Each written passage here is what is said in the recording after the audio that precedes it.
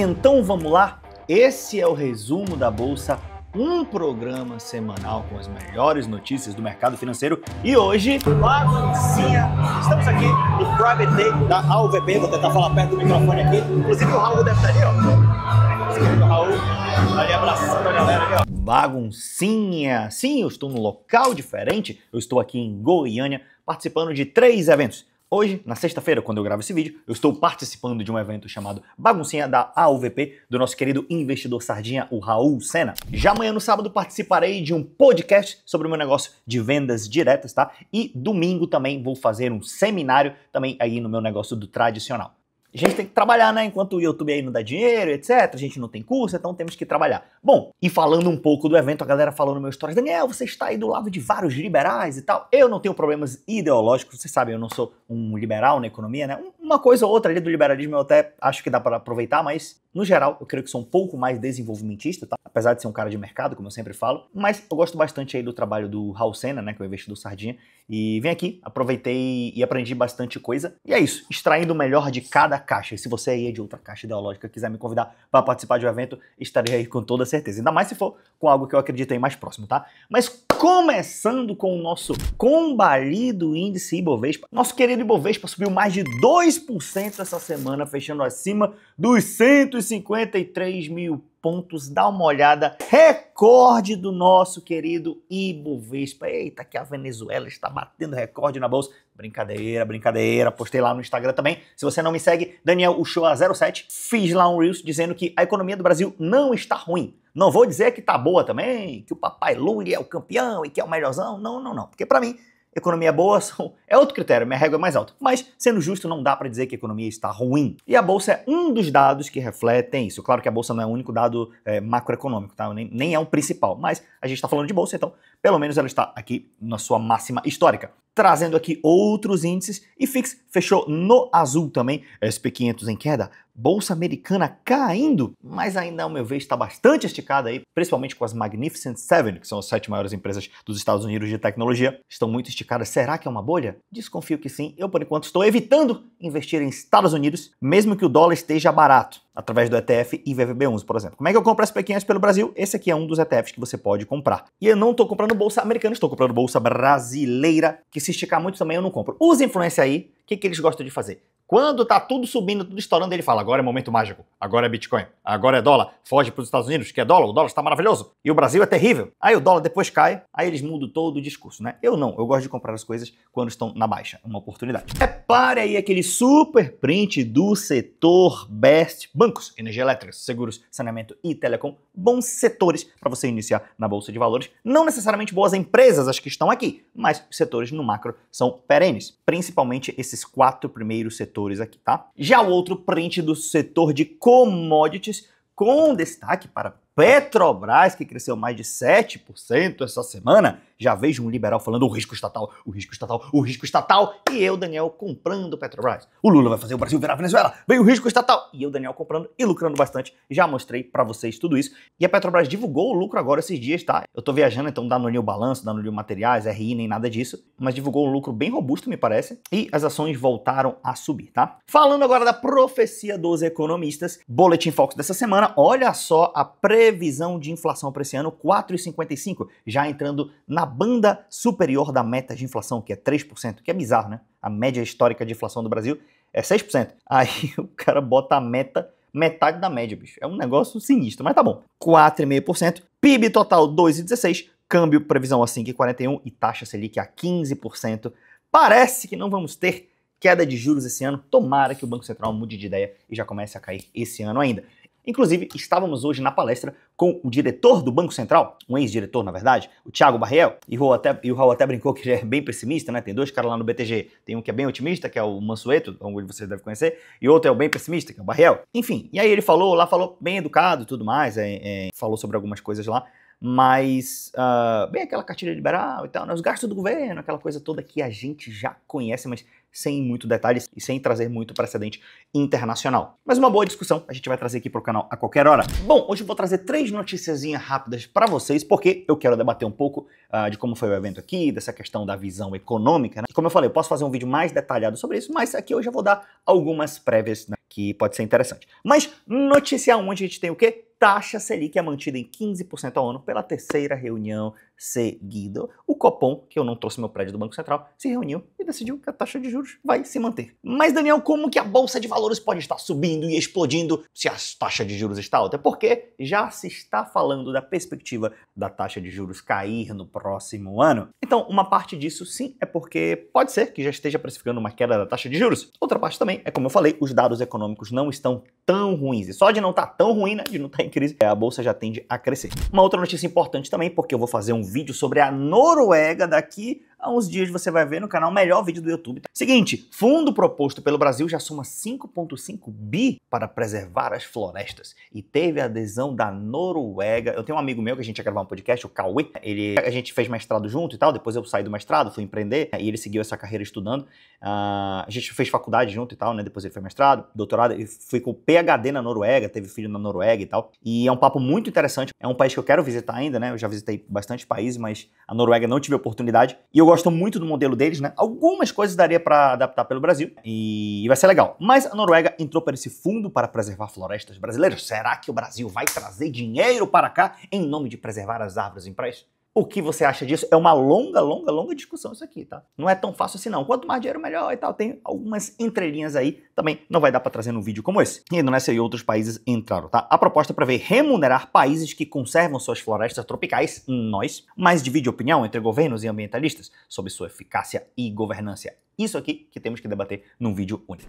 E uma última notícia, antes de eu falar aqui da baguncinha, é o seguinte. Por unanimidade, o TSE aprova a criação do partido Missão, o MBL. Ó, vou te falar, salva de palmas aí pra galera do MBL. Daniel, mas você falou que você não é um liberal e tudo mais. Gente, mas pelo amor de Deus, eu estou dando palmas aqui porque eles, cara, se organizaram como partido.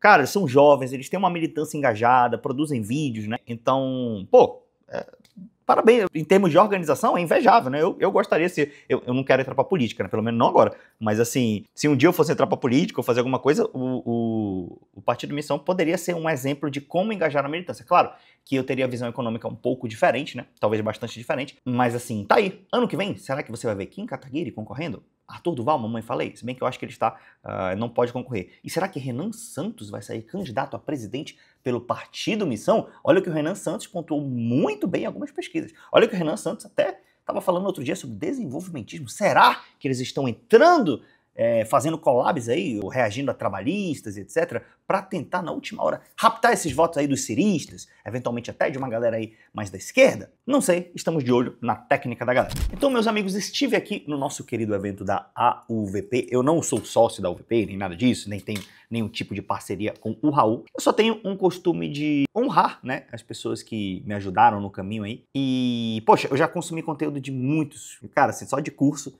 que eu já comprei, cara, eu já comprei curso. E às vezes, assim, eu sou um pouco atípico, né? Até pessoas que eu, às vezes, não gosto, eu consumo conteúdo para extrair o que é bom, tá? No caso do Raul, eu gosto dele, tenho simpatia. Mas, assim, cara, já consumi conteúdo de muita gente aí do mercado financeiro, que você imagina, né? Não odeio ninguém, mas, assim, já consumi. E eu acho que as pessoas que mais contribuíram na minha carreira, né, nesse meu início de canal, o Raul foi um deles, o outro é o Léo Alves, da Geração de Dividendos. Inclusive, o Léo falou comigo esses dias, a gente tem trocado uma ideia, assim, é algo bem inesperado, né? Porque, sei lá, a gente virou colega, assim, no WhatsApp mesmo, sabe? Então, tô muito feliz com isso, né? E o Léo, pra mim, ele é o cara que mais entrega de maneira gratuita, ele entrega até mais do que o Raul, assim, né? Só que o Raul, ele traz muita parte de economia também, por isso que eu gosto de acompanhar ele. E às vezes eu compro o curso, mesmo já sabendo 95% do que tem no material, eu compro por gratidão, né? Por essa carreira que eu aprendi, né? Eu já comprei curso do Primo Rico, do Bruno Perini, tudo isso aí que você imagina, essas Black Friday, tudo eu já tenho esses materiais todos aí. E voltando aqui, eu falei, cara, esse ano eu vou lá no evento do Raul, né? E eu vou assistir umas palestras, e o que me chamou a atenção foi o seguinte, o Raul, ele tá um pouco diferente, não sei se vocês perceberam. E eu não sei se é por estratégia ou é por convicção, eu não sei se tem alguma... Diferente é o quê? Ele está um pouco mais à esquerda, um pouco mais de centro, do que a média dos canais liberais, mas bastante. Além de ele ser mais sincero e mais honesto, né, que as pessoas gostam muito disso, ele não é mais tanto aquele libera-bobo, sabe assim, não, o Estado imprime dinheiro, gera inflação e tal, tem que tirar os gastos do governo. Ele sabe que não se resume a isso. Eu não sei se ele tá andando mais com o André Esteves e tal, tá ficando mais pragmático, enfim. E o que eu percebi? A gente teve algumas palestras aqui, inclusive um diretor do Banco Central, né, um rapaz muito educado e tal, Thiago Barriel, poxa, eu queria até a oportunidade de entrevistar ele, e eles resumiram, e o Raul perguntou pra ele, cara, por que a gente tem a segunda maior taxa de juros do mundo, né? E o Raul até falou a maior, mas na verdade é a segunda maior. E ele falou, não, cara, porque veja bem, porque o governo gasta e tal. Mas assim, e eu tava incomodado na cadeira, bicho, incomodado. Eu falei, mano, mas assim, ó, me explica, tá beleza, o governo brasileiro é o único que gasta? Vamos pressupor que a lógica liberal mesmo está toda correta. Eu sei que tem algumas coisas que eu discordo, mas vamos pressupor que é o déficit primário, que é a poupança interna do país, que é dívida e tal. Vamos supor, tá. O governo brasileiro é o que mais gasta no mundo? Não é. Então como a gente tem a maior ou a segunda maior taxa de juros real do mundo? Tá, vamos para outra métrica. O governo brasileiro tem o maior déficit fiscal do mundo? Não tem. Nem o primeiro, nem o segundo, nem o terceiro, nem o quarto, nem o quinto. Como a gente tem o segundo pior? O governo brasileiro tem a pior dívida PIB do mundo? Não tem. Com o governo brasileiro, com essa dívida, mesmo que a dívida que tem, ela é uma dívida externa ou interna? Cara, ela é uma dívida na própria moeda. E eu não vejo ninguém falando isso. Cara, só o Fred Crepo fala isso, o Tamir Felipe fala isso, a galera mais trabalhista fala isso, e até os comunistas falam isso de maneira mais honesta, né? A dívida do Brasil é na própria moeda. É diferente da dívida da Argentina, que não tem nada na moeda, não tem nem dólar. Então o problema da Argentina é que eles não têm dólar. A gente tem reserva cambial. O Brasil tem as piores reservas cambiais do mundo? Não, a gente tem uma das melhores, inclusive. 350 bi de dólares, tá? Então, cara, a gente não é o pior, nem o segundo pior, nem o terceiro pior, nem o quinto pior. Em todas as métricas liberais que você conhece, a gente não é. Ah, Daniel, mas a poupança interna do país. A poupança interna do Brasil é menor do que a média do que deveria ser. E muita gente dá o exemplo da China, que tem poupança interna de 40%. Só que, querido, a China opera em déficit, né? E os Estados Unidos operam em déficit. E ninguém fala que vai quebrar, né? Porque aqui o pessoal tá falando, o Brasil em 2027 vai quebrar. Com dívida na própria moeda. Como que vai quebrar com dívida na própria moeda? Ele vai emitindo título, e a dívida pública vai aumentando. É basicamente isso que acontece. É para aumentar infinitamente? Não tô advogando isso, mas vai com calma, tá? E aí eles, voltando, a China opera em déficit e ninguém fala que a China vai quebrar. Eles sabem que não vai, nem os Estados Unidos, tá? Os Estados Unidos tá em shutdown e ninguém tá falando que quebrou, né? Enfim, é uma desonestidade, né, de não olhar o mundo inteiro e aplicar no Brasil. E aí, a China tem a poupança interna 40%, e a nossa do Brasil é 17%, 18%, que é uma das métricas que o Brasil é ruim, por exemplo. Beleza, senhoras e senhores, só que a poupança interna da China, ela veio a posteriori do investimento estatal. E não só do investimento estatal, tá? Do alinhamento do Estado com o mercado. Começou ali no Mao Tse Tung e principalmente veio com o Deng Xiaoping depois, tá? E você percebe claramente que lá nos anos 60 e pouco, a poupança interna da China era algo como 17%, 18%, bem parecida com a do Brasil. E aí, hoje ela é 40%, mas ela já chegou a ser 50% nos anos ali de 2010, no boom das commodities que o Brasil teve, no governo Lula 1 e 2, lembra disso? Lembra disso. Quem que estava comprando? Que estado que estava investindo em infraestrutura pra caramba? A China. Então o estado estava investindo pra caramba. O que aumentou a poupança interna para 50%. Agora o crescimento deles diminuiu um pouco. Adivinha, a poupança interna caiu de 50 e poucos por cento para 40%, tá? Tô falando números grandes aqui, tá, gente? Você, por preciosismo, você pode pegar o dado certo. Então, mesmo da ótica liberal, não se justifica ter a segunda maior taxa de juro real do mundo. E voltando para o Raul, eu percebi que no final ele mesmo foi diferente, né? A galera lá que é mais liberal, tipo assim, bufando contra o Estado, né, etc.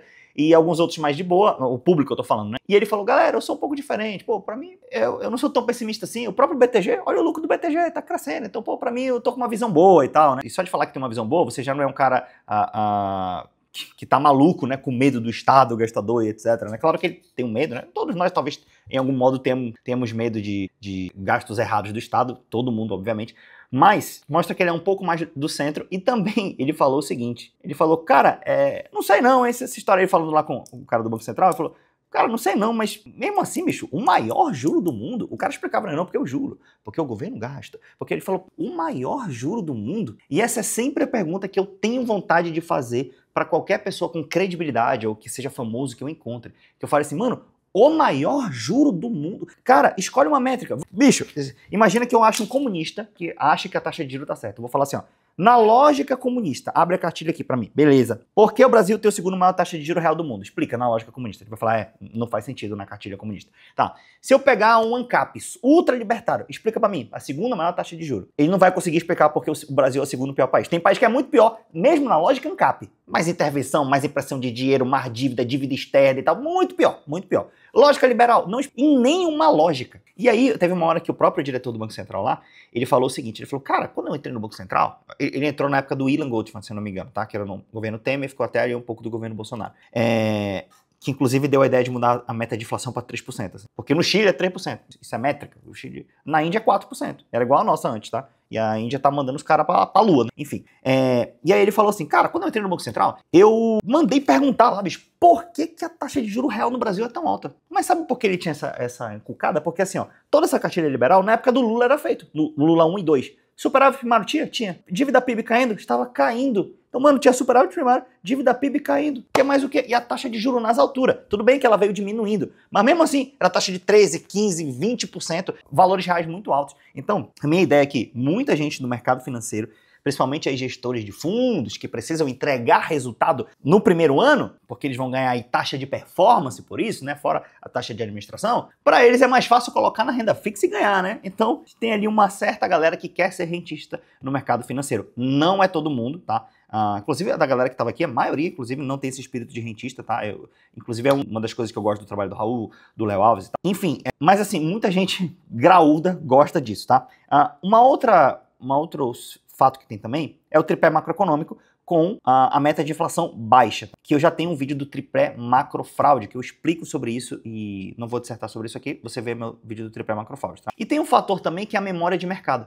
O que é memória de mercado? Por exemplo, as ações do Banco do Brasil, meu preço médio é R$17. É o melhor preço médio, todos os caras do YouTube que você vai ver aí. E eles ensinam investimento há muito mais tempo que eu, né? É um negócio maluco. E beleza, só que assim, eu comprei o Banco do Brasil sei lá, R$15, a 20, a 22, e meu preço médio no final é 17, beleza? E hoje a ação do Brasil tá cerca aí de R$23. O que acontece? Imagina que a ação do Banco do Brasil chegue a 27, 28 ou R$30. E eu faço as contas e eu olho e falo assim, cara, esse preço ainda é um bom preço para ação, é um bom preço.